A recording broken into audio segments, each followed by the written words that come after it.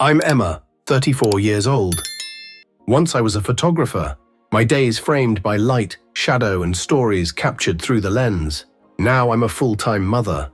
My world revolves around the tiny bundle of life sleeping in the next room. But beneath the glow of motherhood, something felt wrong.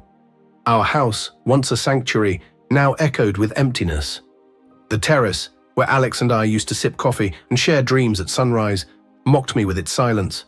The garden, once alive under his care, stood still, a quiet witness to the distance growing between us. I'll never forget the day I came home from the hospital, our baby boy pressed against my chest. I expected warmth, joy, maybe even tears.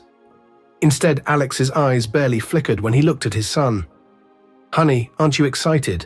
Say hello to your baby," I whispered, trying to steady my voice. He forced a glance. "Yeah, he's great. I'm just not good with babies. Give me time." But it wasn't just the baby, the Alex I married, the man who once made me laugh until my sides hurt, was gone. Each night he came home late, exhausted, his words clipped and hollow. One evening as I rocked our son to sleep, the silence pressed down too heavy to bear. "Alex, we need to talk," I said softly. "This distance, it's not just about the baby, is it?" He sighed, eyes fixed on some invisible point beyond our walls. "Emma, don't start. Work's a mess. I don't need another lecture." A flicker of anger cut through my fear. "Lecture? Look at us. Look at our family. You're a father now. I feel like I'm doing this alone." Finally, his gaze met mine, cold, distant. "What do you want from me, Emma? A parade? I'm here. I'm working. I'm providing. What more do you want?" The words stung. "I want you, the man I married, not this shadow who walks through the door every night." He stood abruptly, frustration spilling out.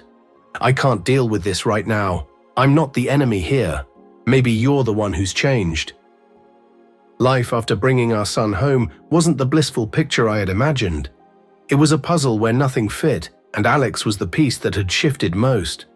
His late nights became routine, a painful echo of the past I thought we had buried. One cold evening, while I soothed our fussy baby, the door creaked open. Alex entered, eyes downcast, his face drawn. "Back late again?" I asked, my voice heavy with more than exhaustion. "Work's a mess. You wouldn't understand," he muttered, tossing his keys aside, the sharpness in his tone cut deep. "Wouldn't understand?" "Alex, I lived that life. Late nights, deadlines, I know what it takes. But this is different. You're different." He scoffed, tugging at his tie. "Different how? Because I'm trying to provide for this family? Because I'm not walking around grinning every second?" I swallowed the anger threatening to spill. "It's not about money. It's about being here, being present. You barely look at your son. You barely look at me. You're here in body, but not in spirit." His eyes hardened. "What do you want from me, Emma? I bust my ass all day, and when I come home, all I get is complaints." My heart cracked. "Complaints? That's what you think this is?" "Alex, I'm scared for us. I see how you're slipping away. It reminds me of before." The room chilled instantly, his jaw tightened. "Before? You're bringing that up again? I thought we agreed to leave it behind." I held our baby closer, his warmth grounding me against the cold between us. "How can I leave it behind when everything feels the same? The late nights, the silence, the distance. It's all too familiar." He threw up his hands, frustration radiating off him. "So what? You think I'm cheating again? Is that it? You think I haven't changed?" The question hung in the air, heavy and unwelcome. "I don't know, Alex. I don't know what to think," I admitted, my voice trembling. "All I know is that something's wrong, and it's tearing us apart." He ran a hand through his hair, a telltale sign of stress. "Maybe it's your constant accusations. Ever thought of that? Maybe it's you who isn't letting us move forward." And just like that, he left the room, leaving behind a silence louder than any argument. It was a mundane afternoon when my phone buzzed, a message from someone I didn't know. Curiosity pricked at me. I opened it, not realizing the words would shatter the fragile life I thought I had. "Emma, you don't know me, but I think it's time you did. Alex has been living a double life. I'm the other woman." My heart froze. This had to be some sick joke. But then I saw the photos attached, Alex, not just with her, but with 3 children, each resembling him in ways I could never unsee. Before I could even process, Alex walked in earlier than usual. "Back so soon," I whispered, my voice tight with disbelief. He shrugged, oblivious to the storm in my hands. "Yeah, things were slow at the office." I held up my phone, the pictures glaring at him. "Slow, huh? Is this how you kill time?" His face drained of color, the mask of indifference crumbled. "Emma, what? Where did you get this?" "From her, Alex. Your other woman," I said, my voice steady despite the chaos inside me. He lunged for the phone, but I pulled away. "So it's true, the late nights, the distance. It wasn't just work, it was them." He sank into a chair, defeated. "Emma, listen, it's not what you think." I laughed, hollow and bitter. "Not what I think." "Alex, the pictures don't lie. You have another family. How long? How long have you been lying to me?" He buried his face in his hands. "A few years. It started small. I didn't mean for it to go this far." "And the children," I pressed, my voice tight. "Are they yours?" He didn't answer, and he didn't need to. The truth sat between us, heavy as the photos and years of deceit. "You need to leave, Alex," I said, my tone unwavering. He left, the sound of the closing door marking the end of us, or at least the version of us I had believed in. I sat alone, cradling our son, the only real thing in the wreckage of my life. Just when I thought the dust might settle, the doorbell rang. Mid-feeding, I went to answer, expecting a delivery or a neighbor. Instead, I found Alex standing there, sheepish, and behind him. The other woman from the photos, bold and uninvited. Before I could react, she stepped past me, surveying the house as if it belonged to her. "This is quite the place, Emma," she said, her voice dripping with mockery. "Cozy, spacious. Perfect for a family, don't you think, Alex?" Alex didn't meet my gaze. I clenched my jaw, protectively moving in front of the crib. "And what family would that be? Last I checked, this was my home." She smirked, a calculated glint in her eye. "The family Alex should have been with all along. Me and our 3 kids. We need this house more than you do. A big, beautiful home for a big family. You understand, right?" Her audacity ignited a fire inside me. "Understand? I understand perfectly. You're delusional if you think you can barge in here and claim what's mine. Alex has no right to this house, and neither do you." Alex finally spoke, a whisper of guilt. "Emma, maybe we should discuss this." "Discuss?" I snapped. "You think after everything we're just going to sit down and talk about you handing over my home to your mistress and your other children?" She paced, eyes sweeping the room like a predator. "Look, Emma, it's simple. You've got 1 kid, a small apartment will do. We've got 3. We need the space. It's only fair." "Fair," I repeated under my breath, tasting the cruelty of the word. Fair in the face of betrayal, lies, and shattered trust. "You want to talk about fair?" I spat, stepping closer.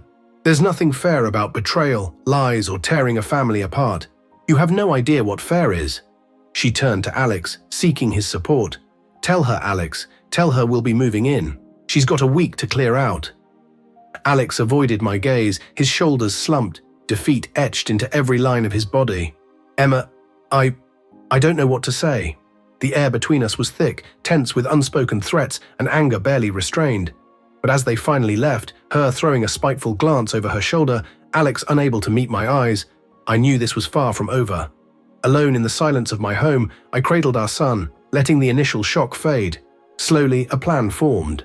It was time to assert the truth. Time to reclaim what was mine. The doorbell rang, sharp and insistent, like the start of a showdown. When I opened it, there they were. Alex more defeated than ever, and the mistress, her arrogance untouched, flanked by the 3 children.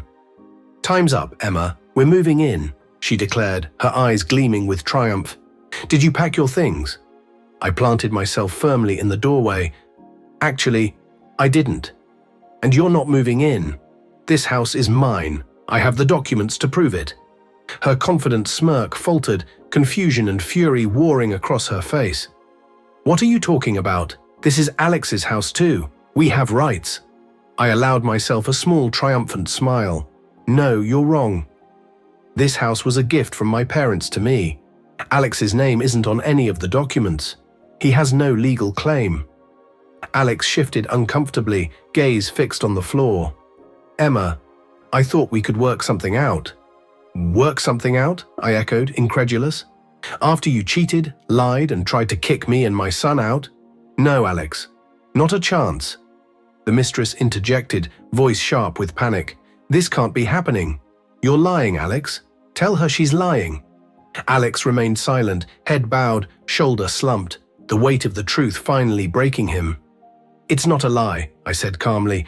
This house is mine. You have no right to be here. Leave before I call the police. Her eyes darted to Alex, pleading for validation, but he stayed silent, a shadow of defeat. But we have a family, she protested, desperation creeping into her voice. We need this house. You can't just throw us out. The only thing I'm throwing out, I shot back, voice cold and steady, are the lies. And while we're at it, let's talk about Alex's job. He's not the high-flying executive you think he is. He's a clerk, a simple office worker. Your dreams of a lavish life in this house? Dreams, nothing more. Her face twisted with rage and disbelief. A clerk. You're lying. Alex, tell her she's lying. But Alex stayed silent, broken. The charade was over. The truth lay bare. You've been living in a fantasy, I said, voice firm, fed by lies. But it ends now. You have no place here. Leave. The mistress glared at me, venom in her eyes. This isn't over, Emma. You'll regret this. It was a crisp morning, the kind that usually promised peace, but peace was a luxury I no longer had. And then the doorbell rang again. My heart sank as I opened it. She was back, Alex's mistress, her 3 children trailing behind her like little soldiers. You've got some nerve showing up here again, I said, voice steady despite the turmoil inside me. Her smirk widened. I have every right, Emma. These kids deserve a proper home. I scoffed. Deserve? The only thing you deserve is a reality check. This is my house, and you are not welcome here. Oh, I'm not welcome.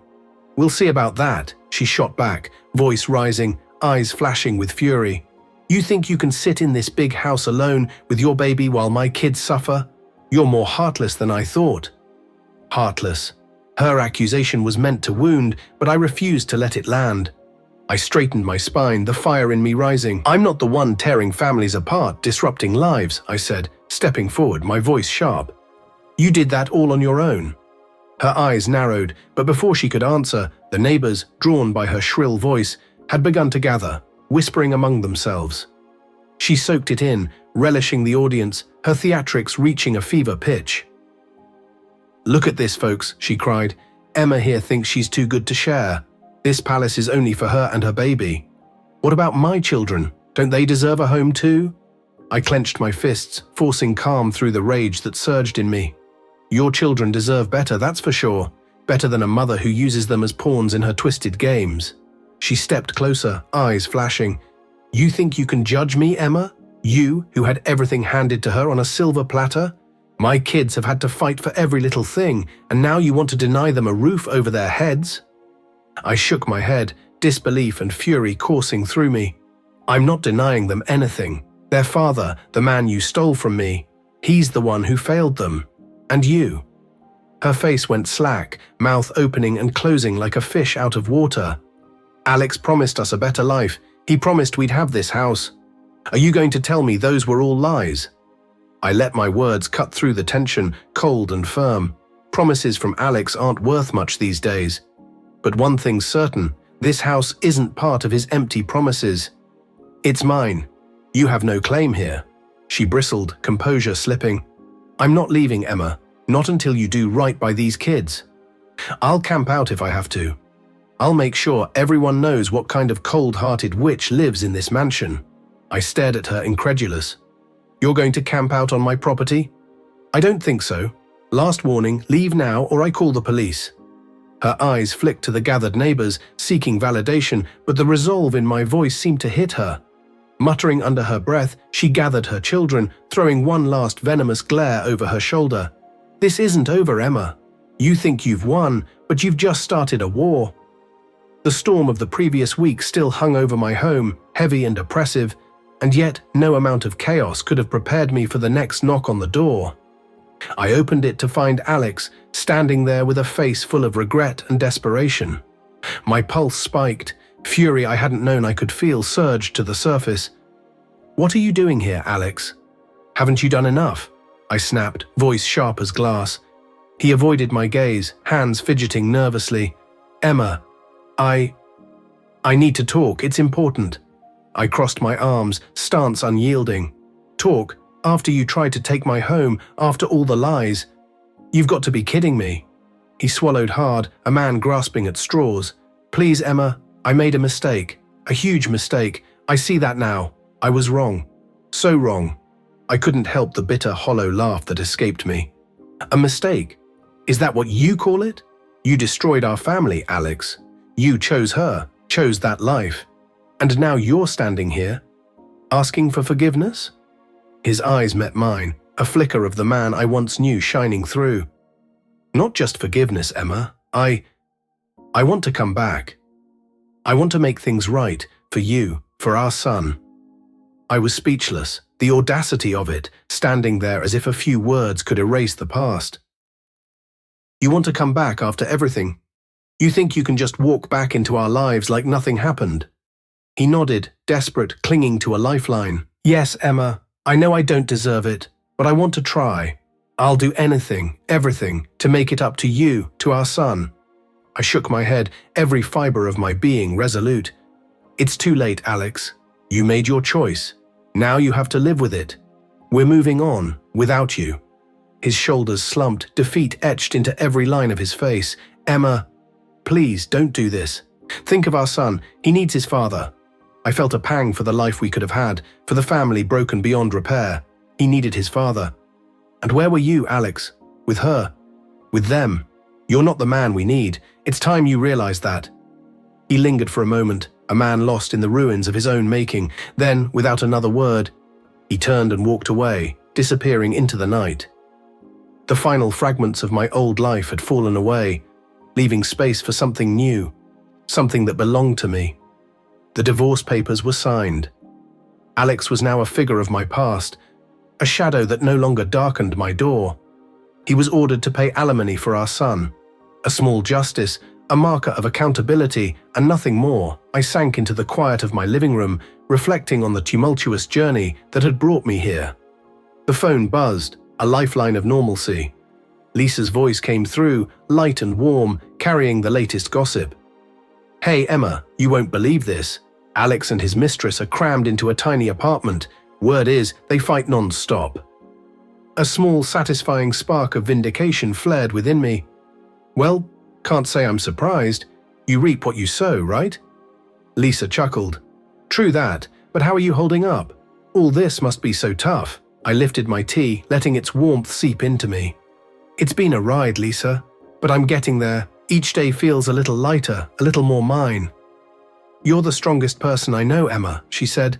"And hey, if you need anything, I'm just a call away." Her words were a balm, soothing the lingering sting of the past. "Thanks, Lisa. I really appreciate it." After we hung up, I let my gaze wander around the room. This was my space, my sanctuary. The battles fought here had left scars, but they were healing, transforming into stories of resilience and strength. I picked up my camera, an old friend long neglected. The familiar weight in my hands felt grounding. I snapped a few photos of the room, of my son's toys, of the life I was carefully piecing back together. Each click of the shutter was a statement. The past was part of me, but it would never define me. Later, as I tucked my son into bed, his tiny hand curled around my finger, I whispered promises of a future bright and unburdened. Outside, the stars shimmered, a vast canvas of possibility stretching out before us. Alex and his mistress were just a closed chapter, a lesson learned. Our story, the one that truly mattered, was just beginning. And this time, it was ours alone, and it was going to be beautiful.